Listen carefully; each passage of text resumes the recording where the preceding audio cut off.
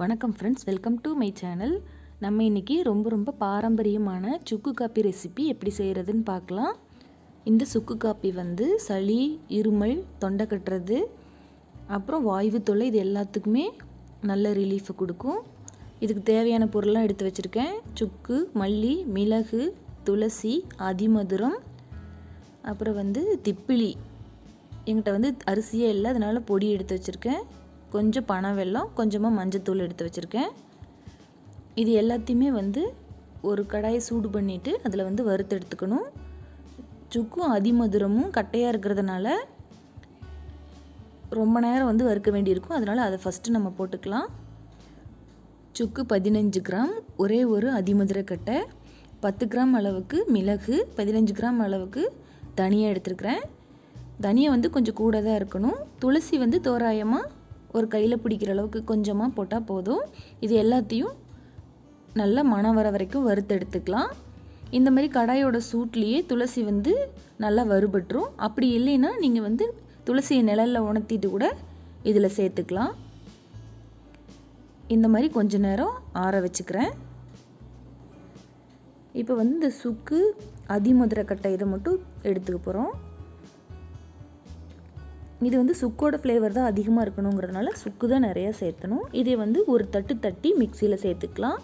அப்படியே அரைப்படாது, அதனால் இந்த மாதிரி தட்டி சேர்த்துக்கிறேன். இந்த மாதிரி அதிமதுரமும் சுக்கும் ஒன்றும் பாதியமாக இடித்து சேர்த்துக்கிட்டேன்.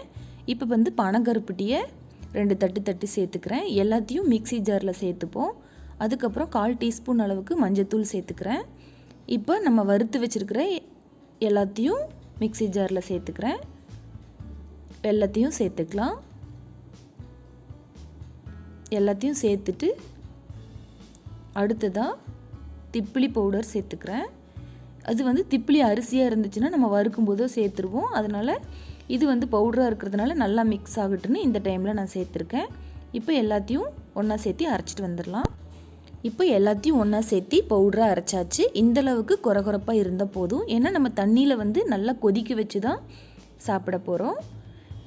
ரொம்ப நல்ல ஃப்ளேவரில் சூப்பராக சுக்கு காப்பி பொடி ரெடி ஆகிடுச்சு. இது நம்ம ஒரு ஏர்டைட் கண்டெய்னரில் மாற்றி ஸ்டோர் பண்ணிக்கலாம். 1 இயர் வரைக்கும் கெடாமல் இருக்கும். நம்ம கொஞ்சமாக அரைச்சிருக்கிறதுனால சீக்கிரமாகவே காலி பண்ணிடலாம். அப்பப்போ தேவையான அளவுக்கு அரைச்சி எடுத்துக்கலாம். இப்போ ஒரு பாத்திரத்தில் 200 ml அளவுக்கு தண்ணி ஊற்றிருக்கேன். இதில் 1 அல்லது 2 டீஸ்பூன் அளவுக்கு நம்ம ரெடி பண்ணி வச்சுருக்கிற பொடியை சேர்த்துக்கலாம். இது சுகர் பேஷண்ட்டு கூட சாப்பிட்லாம். கொஞ்சமாக தான் வெல்லம் சேர்த்துருக்குறோம், அதனால் யார் வேணால் சாப்பிட்லாம். நல்லா இந்த மாதிரி கொதி கலர் மாறின உடனே ஒரு தட்டு வச்சு மூடிடுங்க. அடுப்பை அணைச்சிட்டு ஒரு 2 நிமிஷம் விட்டுறலாம். இந்த எசன்ஸ் எல்லாம் நல்லா இறங்கணும். இந்த மாதிரி நல்லா இறங்கிடுச்சு. இப்போ வடிகட்டிக்கலாம். இது அப்படியே குடித்தோன்னா சுகர் கொஞ்சம் கம்மியாக இருக்கும். நம்ம அப்படியேவும் குடிக்கலாம். கொஞ்சமாக வெல்லம் வேணும்னா சேர்த்தும் குடிக்கலாம். நான் 1 கப்பில் அப்படியே காட்டியிருக்கேன். இதில் இன்னொரு கப்பில் கொஞ்சமாக வெல்லமும் பாலும் சேர்த்துக்கிறேன். இதில் கொஞ்சமாக வெல்லமும் பாலும் சேர்த்து குடிக்கும்போது டேஸ்ட் இன்னுமே ரொம்ப சூப்பராக இருக்கும். ட்ரை பண்ணி பாருங்கள். அவ்வளோதான், ரெண்டுமே ரெடி ஆகிடுச்சு.